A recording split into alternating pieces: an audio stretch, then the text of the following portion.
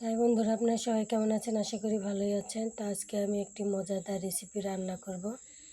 সেটা হলো যে কচুরলতি। তো কচুরলতি আমি ঠিক এভাবে করে কেটে নিয়েছি। এভাবে করে ছিলে নিতে, এগুলো চেঁচে নিতে হবে, নিয়ে ছিলে নিতে হবে। তো এগুলো আমি সবগুলো কেটে ছিলে নিয়েছি। আর আমি আলু ঠিক এভাবে করে কেটে নিয়েছি। এগুলো ধোয়া হয়নি, ভালো করে পরিষ্কার করে ধুয়ে নেব। আর এখানে একটা বড় দেখে রসুন নিয়েছি, গোটা গোটা রসুন কেটে নিয়েছি। আর এখানে 4টে পেঁয়াজ নিয়েছি। তো এখন আমি রান্না শুরু করব, ভিডিওটি দেখতে থাকুন। তো আমি কচুরলতি চিংড়ি মাছ দিয়ে রান্না করব। এই যে আমি চিংড়ি মাছ হলুদ লবণ দিয়ে মেখে নিয়েছি। এখন এগুলো আমি ভেজে নেব। তো কড়াই আমি গরম করে নিয়েছি, এখন চিংড়ি মাছগুলো দিয়ে দেব।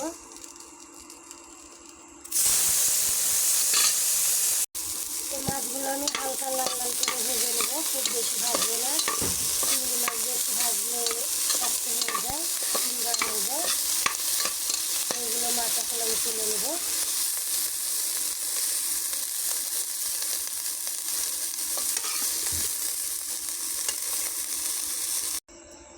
তো চিংড়ি মাছগুলো আমি সব ভালো করে ভেজে নিয়েছি।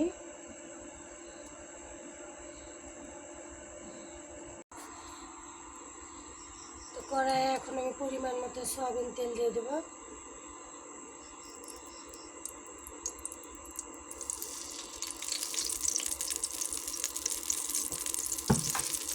তেল গরম হওয়া পর্যন্ত অপেক্ষা করব।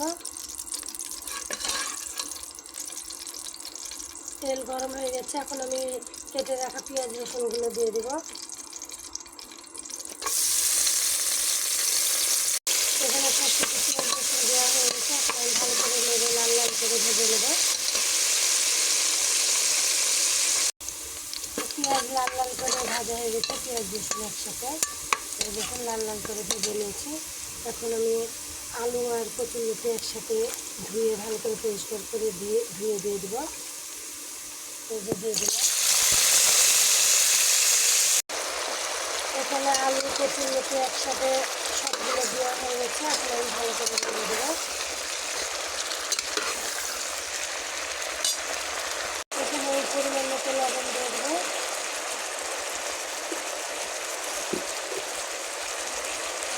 পরিমাণ মতো হলুদ দিয়ে দেবো। এবার ভালো করে নেড়ে দেবো।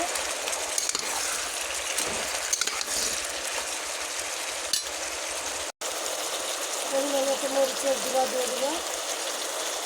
আপনারা যে যেমন ঝাল খাবেন বুঝে শুনে দেবেন। এবার ভালো করে নেড়ে দেবো। ভালো করে নেড়ে এগুলো কষিয়ে নেবো তরকারি।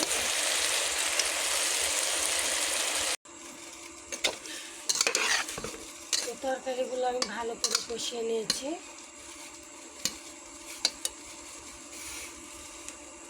এখন আমি চিংড়ি মাছগুলো দিয়ে দিচ্ছি।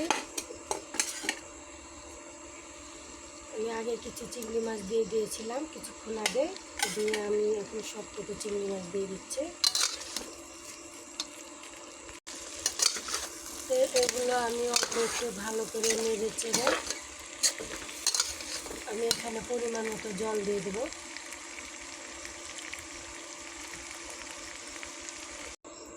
তো এখানে আমি পরিমাণ মতো জল দিয়ে দিয়েছি। এখন আমি ঢাকনা দিয়ে ঢেকে দেবো।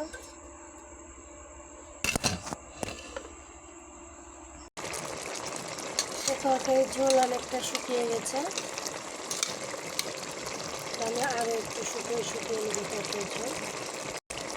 এই কচুরলতিতে চিংড়ি মাছ খেতে যে এত মজা, যারা যারা খাননি তারা তো স্বাদ বুঝবেনই না। অন্তত একবার খেয়ে বলবেন, কমেন্টে জানাবেন যে কচুরলতি দিয়ে চিংড়ি মাছটা কতটা স্বাদ হয়। তো আমার তরকারি অনেকটা হয়ে গেছে। তো আমি এই পর্যায়ে আদা জিরা বাটা দিয়ে দেবো পরিমাণ মতো।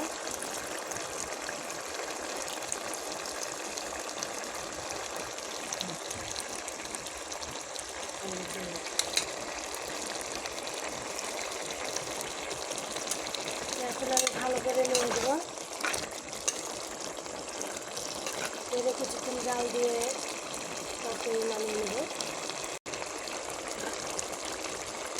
তো বন্ধুরা তরকারি হয়ে গেছে, এখন তরকারি আমি নামিয়ে নেব। তো দেখুন বন্ধুরা তরকারি কালারটি কত সুন্দর হয়েছে। তো কচুরলতি চিংড়ি মাছ দিয়ে খেতে অসাধারণ, আপনারা অবশ্যই একবার হলেও ট্রাই করে দেখবেন, খেতে খুবই ভালো লাগে।